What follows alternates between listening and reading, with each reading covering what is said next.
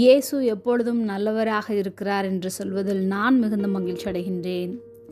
வாக்குத்தத்தம் பண்ணினவர் உண்மை உள்ளவராயிருக்கிறாரே. எபிரேயர் 10:23 வசனம்.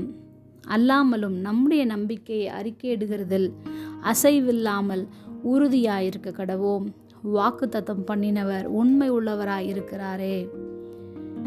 இயேசு கிறிஸ்து நமக்கு தாம் வாக்குத்தத்தம் பண்ணின நித்திய ஜீவனையே கொடுத்திருக்கிறார்.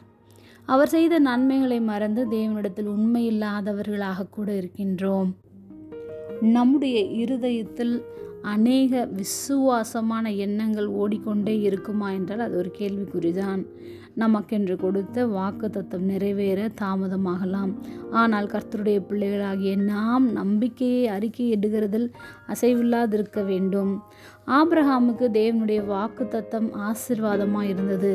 ஆனால் உள்ளத்தில் தேவனுடைய வார்த்தையை விசுவாசிக்க முடியாதபடிக்கு ஒரு போராட்டம் உண்டாயிற்று. ஆபிரகாம் வயது சென்றவராயிருக்கிறார். ஆபிரகாமின் மனைவி சாராலும் வயது சென்றவர்களாயிருந்தார்கள். இனிமேல் தங்களுக்கு குழந்தை பிறப்பதற்கு சாத்தியமில்லை என்று ஆபிரகாம் சரீர பிரகாரமாக நினைக்கின்றார்.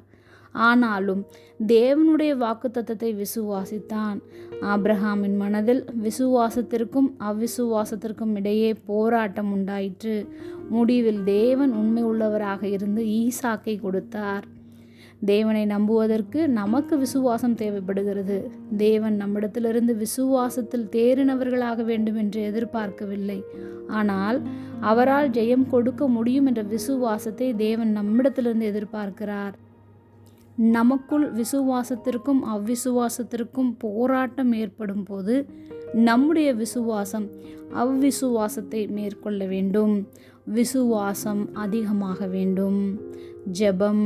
அன்பின் பரம தகப்பனே, எப்பொழுதும் எங்களோடு கூட இருக்கிறவரே, வாக்குத்தத்தம் பண்ண நீர் உண்மையுள்ளவராய் இருக்கிறதற்காக நாங்கள் நன்றி செலுத்துகிறோம். இயேசுவின் நாமத்தில் பிதாவே, ஆமேன்.